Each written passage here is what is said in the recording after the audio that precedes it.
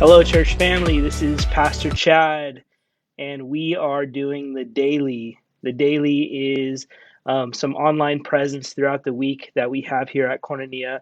And yesterday, Pastor Christian, he was able to pray online. Today, I'm going to be going through a sermon discussion. Tomorrow, we have Pastor Brian, and then on Friday, we have Pastor Andrew. And so hopefully you guys can join us. I'd love to see you guys start jumping in on the chats, but we're going to have a discussion today about our sermon from this past Sunday. And our sermon for this actually was our last week of a series that we're in called Factory Reset. And the whole premise of Factory Reset is that we are we are recasting our vision like we do every year to make sure that we're on focus for the 2021 year to where God has called Koinonia Church. And so this last Sunday we had, of course, we went through our last value as a church, which is authentic community, having authentic relationships. And it was pretty cool if you were there on Sunday, or even if you watched online. We had a panel of people, and we just spoke about why authentic community is so important to us. And so if you're in that, I hope you enjoyed the service. And today we're going to be going through that. I have two special guests with me today. It is my 15th and 20th favorite people. Just kidding.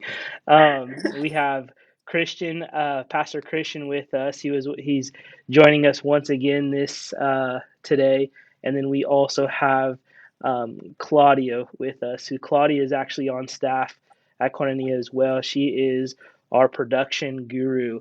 She knows all things. She produces. She's the reason why we look as good as we do.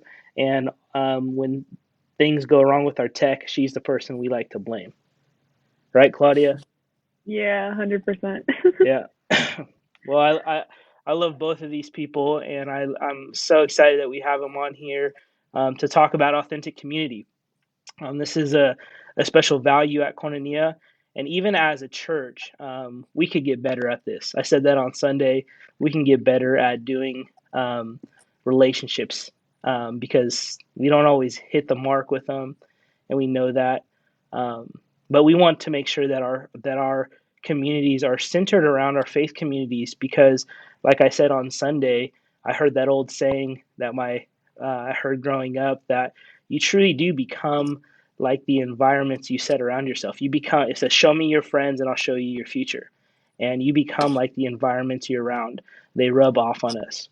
So today we're going to speak a little bit more about that. We're going to hear some personal experiences from Christian and Claudia. And so are you guys comfortable with the questions that I sent earlier to kind of prep you a little bit? Mhm. Yep.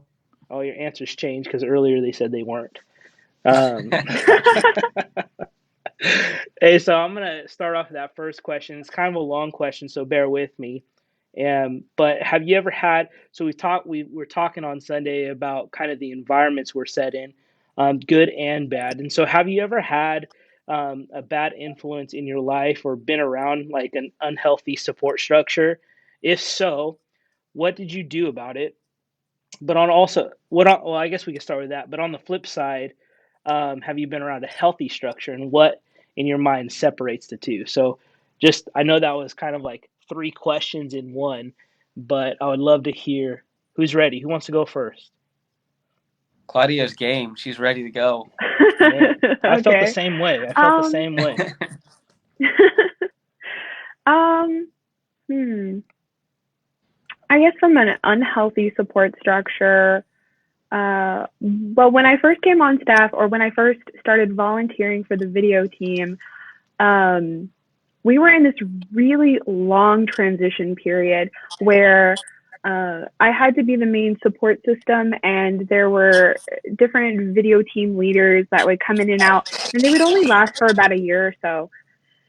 So it was really difficult to create an authentic community when someone could only get in so far or so deep with all of us, and it was Sure. hard to maintain this um, just a sense of community in the video team, and it Yeah. was really difficult for a long time because a lot of that pressure fell on me, and it was really hard to keep some members around because they felt like they couldn't progress, or they Yeah. felt like they couldn't do these really special projects that they had in mind. And that was really difficult for a long time.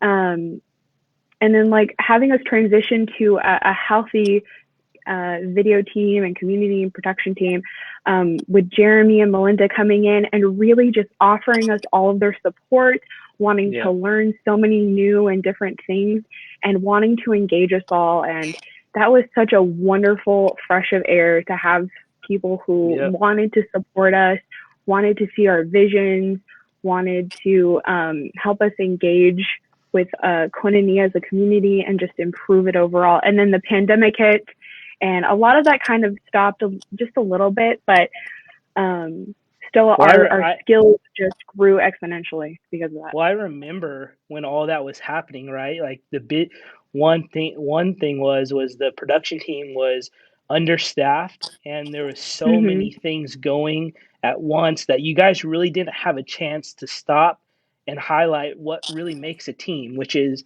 like being able Right. to connect with each other, right? Right. But once there was enough people, and then so it was kind of like, it was ironic because there was, people were on the team, but like because there was so much to do and so little time to sit there and like really connect, right? And also like Right. this frustration of maybe not knowing how to do something and learning how to do that. It was just so busy. It felt like it was chaotic. Yeah, definitely. That you guys missed really that point of like, hey, like on a team, you have to build trust, you have to build relationships, and like people want to feel like they belong in a place, not that they're just like some filling a gap because because we need them and they're easily replaceable, and so I think that you faced a really difficult time. I'm glad that you survived through it. And so would you say some of Definitely. those like healthy, what would you say like today, like what makes it healthy? Is it because you guys can connect on a more personal level that you feel like your team is healthier? Definitely. I mean, like you said, there's not all that chaos going on. So we have like those 20 minutes before our service starts just to hang out and engage with each other and catch up what's going on in our lives. And because a lot of us are introverts at heart, and we're nerds and we're geeks, we have something to Sure. connect with. And yeah, so it's fun getting to figure out what everybody's little thing is that they really enjoy. Like Maddie likes resin, and Maria is super into fitness and like Irish music, and Jeremy's super into all things tech, and Melinda's into all things theater. And it's really wonderful to see everybody's personalities come together. Sure. Yeah, it makes it feel like a family, right? Yeah, Other than definitely. just like a work team. And that makes, I feel like, the most healthy like work environments where it feels like you can connect more than just on work. Yeah, definitely. And you can rely on these people, and they're going to do anything for you, and they're going to try their best to make sure that that they have your best interest at heart. Yeah. All right, Christian, your turn. Do you remember the question? I kind of. I think for me, I remember interning at this church when I was 18, and we were just kind of there, and at the time it's just kind of like, oh, you're part of a church. These people, seem to all want God, all the same things. But once we kind of got a little bit deeper into it and serving, I remember one time having a conversation with my dad, and he just looked at me and he said, everything that they're doing here is wrong. And I was just like, oh, okay, well, that sounds great. I chose the right people to be a part of it. But about 6 months later to a year later, like it came out like the infrastructure of the church was so unhealthy. Where if you were, interning or you were on staff there, like they had like 4 or 5 services a week, and 2 on Sunday. And like, if you didn't show up to all of them, you were pretty much, like ostracized. Like you were, just kind of told off, and you would get in trouble or whatever. And so like, that was pretty unhealthy. And I'd say even coming out of that, it took me a little bit to kind of regain my focus on like, oh, that's not the normal thing. That's not the way, every church does it and everything like that. And so I would say, and even coming on staff here 2 years ago, where we were, in a transition, a pastor transition and doing those things. But I always laugh because like people complain and people say certain things about the church, and I'm just like, guys, like you don't really understand. Like you need to go on a church appreciation tour because this Mm, place actually feels like family. As somebody that's been to a few different churches and on the inside of a few different ones, um, this is the healthiest place I've ever been a part of. And that's, again, yeah. that's not to say I don't have my own complaints or anything like that, but kind of like Claudia was saying, when I look around at the staff and I see who my friends are that I work with, I feel like they're family. I feel like when I see Chad or even I see Claudia or Jeremy or whoever, um, I don't feel a need to put on a show. Like, let me pretend I have it all together, or let me Yeah. pretend I'm always being super spiritual. But when we hang out or we see each other, we laugh and have a good time and make fun of stuff and even play fantasy football. Like that stuff was cool. Like that was, it's funny and we Oh, kind of make fun of it, but like that by was the cool to way, me. you're kicked out of the league this year because you're so That's terrible. I came in fourth place, so you guys all talk trash, and I'm pretty Uh, sure I still beat Mike. Um, Hey, you did, I want to highlight something you brought up. Just I don't it wasn't a point, but just like as you were speaking, you talked about, you came from a church, you were on staff at a church, and there were some unhealthy things going on, and you could have easily, right, projected that onto the next job. You could have easily projected that onto the next church, but instead of like taking that baggage into a new relationship, you decided, to give it a chance. And I think sometimes even with relationships, right? I think of like, maybe you've came from like a bad marriage, or you've come from like you had a really bad run in with or you had a really bad breakup with like one of your best friends. Sometimes people can kind of become jaded because of that, and it prevents them from stepping into that next relationship. And so whenever you're building authentic community, right, it's really really important that we don't see everything through an unhealthy like past experience, right? But knowing that not just if no like having a hope, or having like the having the like the to not not putting that lens on, but going in there with just like, what, this is a new thing. I Relationships are important, community is important, and holding on to those truths rather than saying, man, every relationship I've ever gotten in ended up bad. um, I don't want to get married again. I don't want to be a part of church again because I was hurt in the past. yeah. Yeah. All right. So along those lines, do you consider like the church, I will probably go with, well, both you guys work at a church. I didn't even think about this when I asked the question. So hopefully your job's not in jeopardy if you answer this the opposite way. But do you do you consider the church an essential part of your community, and why do you consider that? Go, I'll Claudia. take this one. Oh, go ahead, Okay. Claudia. I was gonna help you. No, Claudia, you go. We heard enough from Christian for right now. And it just, hey, by the way, I see you guys. Hey, Audrey, Sylvia, Cindy. See you guys in the chat. Oh, look at my Marissa.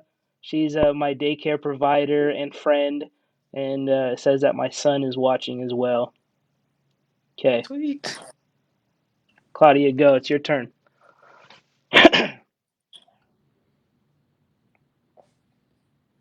Uh oh, I can't hear Can't you. hear her. What'd you do? Can you hear me? Yes. Okay, I don't know what happened. That was weird.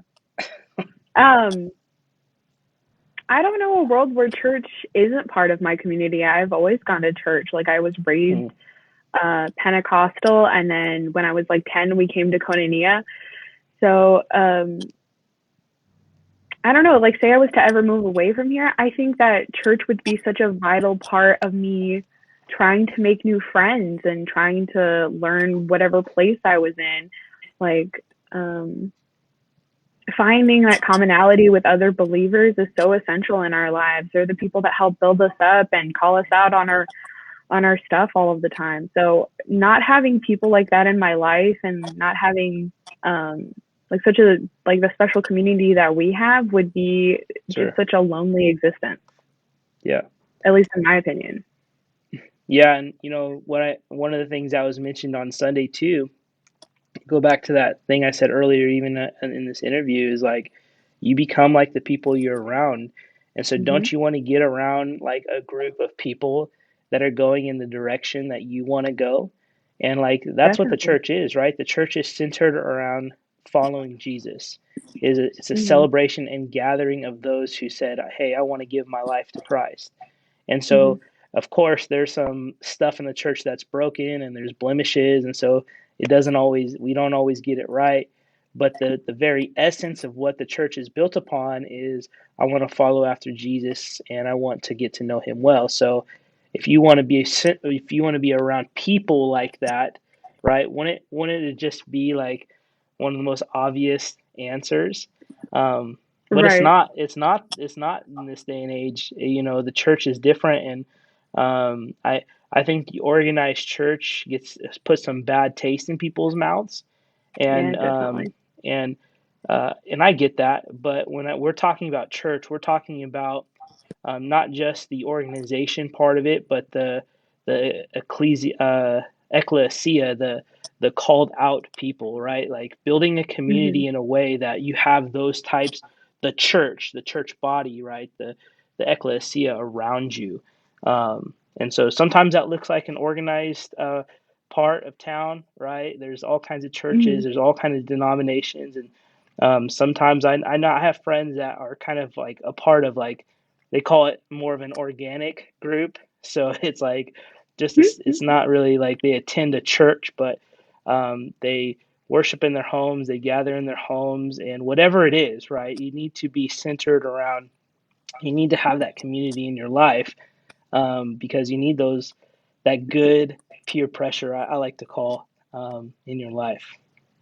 Right. And like Chris, just to yeah. touch on just to like touch on that, like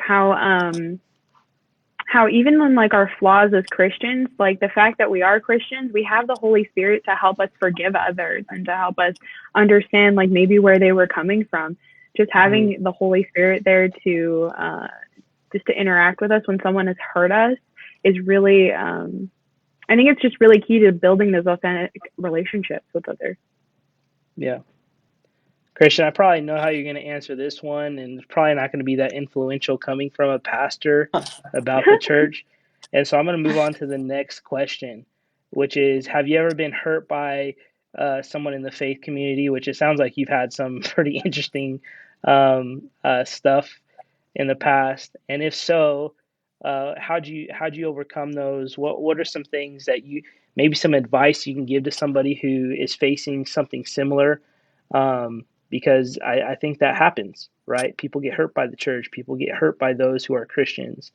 And how do they continue to try to build that authentic relationship with a place where they've been hurt? Yeah, man, absolutely. I think I kind of joke internally with myself because I'm always just like anybody. Once I choose to look up to somebody, like not too long after that, they fall, and so I'm not looking up to anybody anymore. Yeah, Um, we but won't mention your favorite famous pastor. dude, not But not yeah. not not even that, man. I laugh all the time. So I'm just like, dang. I loved my dad. He was a worship pastor. He fell. When I moved to Texas in this church, the guy that was directly mentoring me, his testimony was he came out of drugs and heroin addiction, and then went right back into it. And Mm, then just kind of those kind of things kept happening. And you know, at one church right before I left, I let them know like, hey, I'm gonna kind of move on. We're doing some different things. And they're just like, well, you know, we don't think you're serving Jesus, and we think you have a demon on you. And so, like, these are the kind of things, right? Where I'm just like, dude, like, you guys are supposed to be my people. Like, what is happening here? And so, something funny like that to some really heavy stuff, where it's just like, dang, you you hurt me. Like, I mm, don't want to work with you. I don't want to be part of this church, or I don't whatever.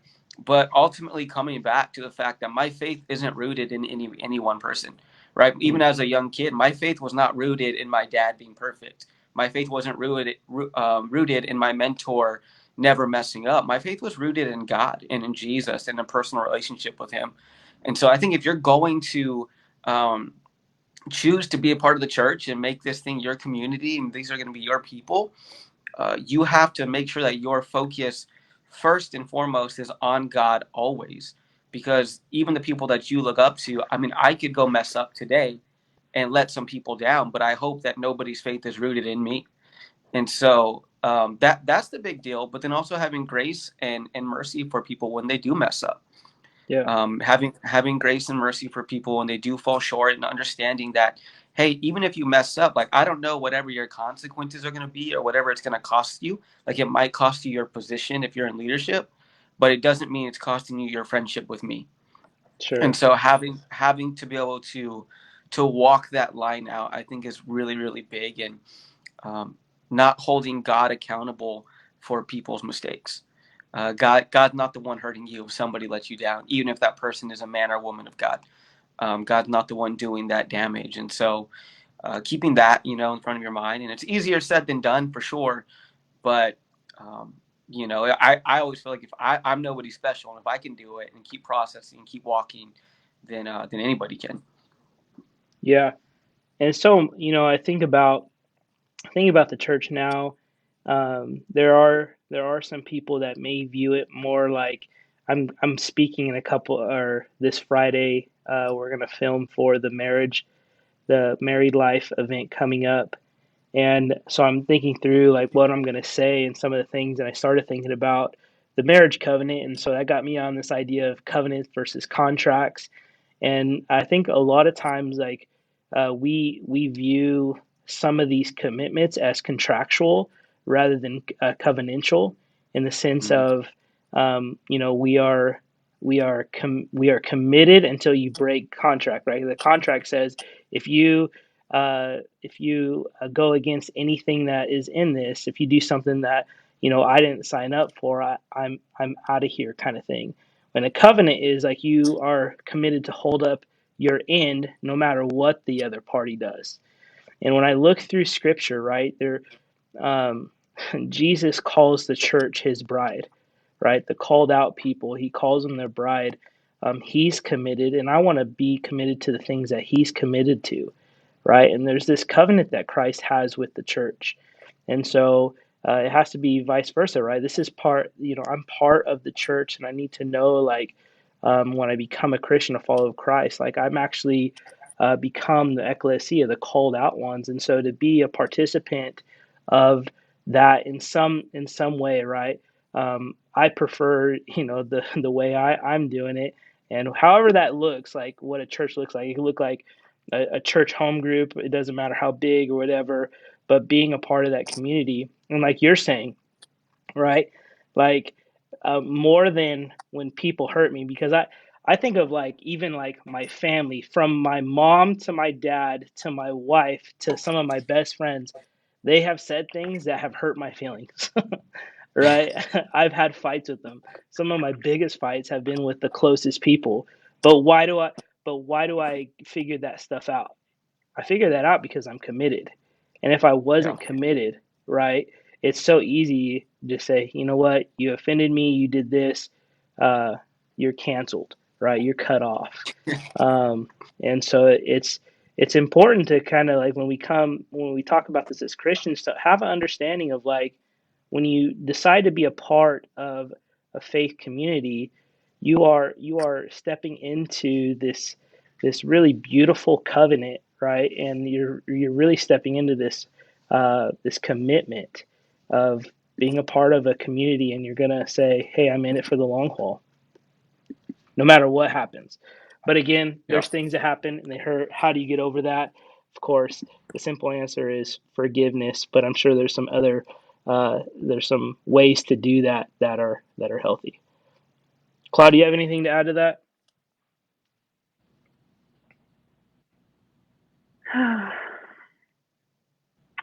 Okay, I don't a know. heavy Forgiving. sigh was exactly what we wanted. No, forgiveness can be really hard for some people. Like, I Sure. know a lot of people who aren't stubborn and they're going to forgive people no matter what. But for some people, it's really difficult to just gain that trust back.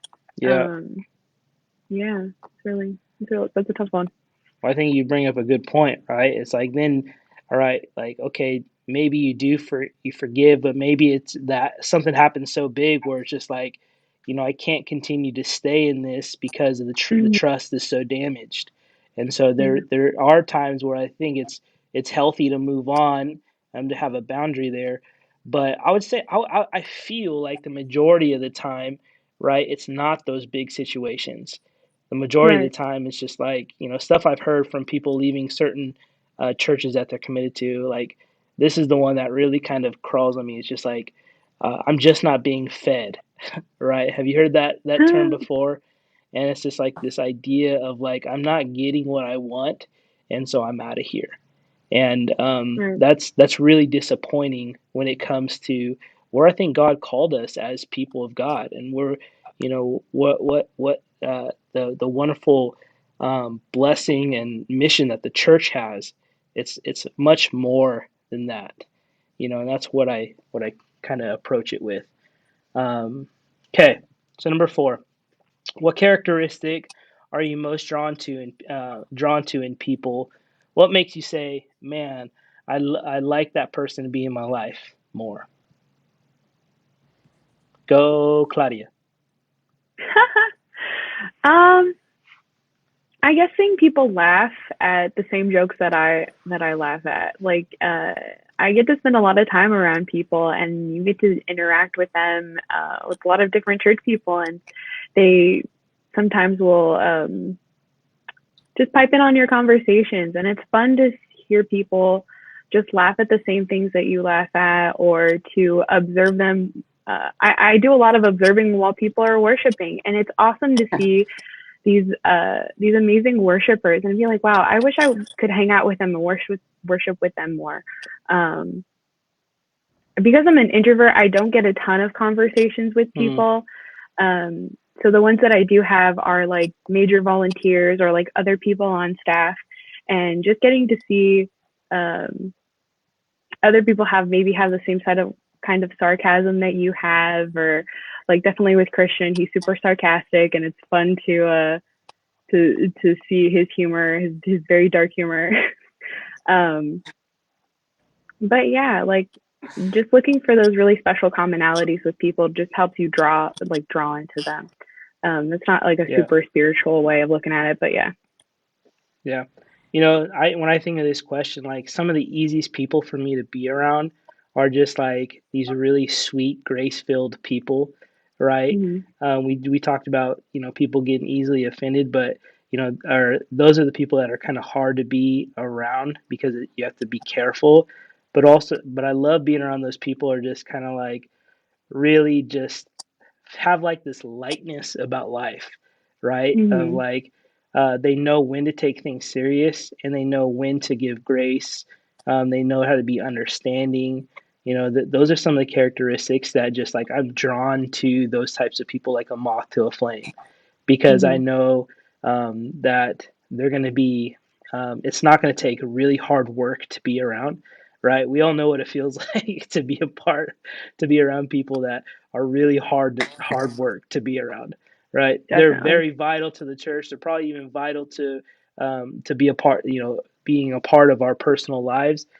Mm-hmm. But it takes some work, and Definitely. I really love it when I can be around people that are really light about life, I guess. Mm-hmm. Yeah, people are saying a great sense of humor. Man, everybody wants to be my friend because I have a wonderful sense of humor. Um, and not to be judgy. I'm kind of judgy too, so You are maybe, definitely judging. yeah. Go ahead, Christian. What about you? Yeah, I think kind of what both of you guys said, but I just think people that are we're talking about authentic community and real. I think people that are real about who they are, right? They're not trying too hard to cover up anything. And I'm not saying as soon as I meet them, they throw everything on me, but I'm somebody that when you meet them, you're like, oh, I kind of know where you stand. And one of the examples I have, we went to Jeremy and Melinda's wedding, and that was the first time I think I hung out with Claudia and Maddie and Maria outside of church, and we had like a really good time. Like it was fun. It was funny. We kind of just all bunched up together and hung out all night. Um, and it was cool just to kind of see that personality and see the realness from them. Not that you don't see it at work, but it's work. And so I Mm, think anytime that I'm around people on kind of an outside of the church or outside of work, and you just kind of see them like kind of put their hair down, and they kind of relax and hang out and have a good time. That's always really, really appealing to me. Um, that draws me into people, as opposed to the other way, where like if you're insecure or you're always just kind of on your toes and not sure, you're trying to say the right thing all the time, like nothing will push me away faster than that. And Yeah. like you're saying, Chad, like those are the people like I have to fight to be like, okay, like I'll be part of your life and we're gonna try and do this and all these things, but it is that work. It's definitely that work. Or to the flip side, if you can just relax and have a good time, make some jokes, and don't get mad at my humor because I will probably say something offensive, then we'll be really good friends. Yeah. All right. Well, we're going to skip that last question because I want to ask this one question. So we're about to wrap up here in a second. But Christian, we'll start with you and we'll end with Claudia. But what's one thing you could say to somebody who is having a difficulty building community in their life? If you can give them one piece of advice, what would that be? So we'll start with you, Christian. Yeah, man. I think in fact this one hits home. My wife has been having a hard time since we moved here to really find that connection. Yeah. And I think some of it's on her, and some of it's just on the community, just a culture shift for us. But one of the things I do tell her is, hey, just keep pressing in, keep trying to Mm, build those relationships, keep trying to find the people that are going to be in your circle, and sometimes they're not going to be who you think they are. I think that's the important part is we set these weird expectations on these people are kind of my age, they kind of look like me, so therefore that's what I want my group to be. mm, When I found in my life, it's like people that look nothing like me, aren't really my age, are the people that I'm drawn to and end up becoming my close circle. And so if you're out there and you're watching, you're like, I'm having a hard time. So keep pressing in and keep sure. putting yourself out there. Like I laughed when I moved here. I said I invited myself everywhere to everybody's house until people became my friends. Yeah. Because I didn't want to be stuck. And so keep doing that and don't give up. Yeah, I love that about like just keep pressing in. And I think like if I was going to add just something a little to that is like don't make easy escape routes, right? Mm-hmm. I think so many times like we can retreat or do something or not get involved somewhere because we really don't have to, right? It's easy to sidestep that community aspect. And so like don't make it easy for you to say like no, right? Like you said, invite yourself to places, go to events, show up, right? Stay Yeah. to the end, even if the event sucked, right? Like man, we stayed to the end of that Super Bowl party on Sunday, and everybody left, right? And we were trying to take down that big screen, having all these problems, but like we were all sitting around, joking around, laughing, right? Talking about Yeah. all the chicken wings we were gonna take home, and like those are the moments where like we had to put up with that. Well, I don't want to say put up with the event because the event was actually pretty fun, but like stayed to the end, and it was at the end where we had that one little piece of like super fun connection, like that really kind of began to have this bond, right? And so Yeah. those are just some of the important things. All right, Claudia, leave us with the words of wisdom as we head out. I guess just to touch on that, like, you're not always like the people who are going to be your closest relationships are not always who you think. I can think of Beth a few years ago, our interim worship pastor, Yeah. where I went up to her and I just confessed something to her, and it just snowballed this wonderful relationship where I felt like I could tell her anything, and Mm, she was this older woman who just laid out all of her wisdom on me, and we offended each other plenty of times, and we got past that. We wanted to pursue a friendship together, and I got to hang out with her husband Scott, and we like developed this really great relationship with them. So like yeah. look for people who, I mean, your friendships are not always going to be who you want them to be with. Yeah. Um, so just I would say just ask people Yeah. to to be in your life, to talk to them, because they may be just as lonely as you are. Yeah. And you being a self-confessed introvert, right? Like Mhm. even calling all those people Definitely. that don't love built, like doing that relationship thing, man, there is somebody for everyone, right? Like God Definitely. really cares that you don't feel alone and isolated, that we're actually doing things together. So don't lose hope. There is a community for you that can really bless your life.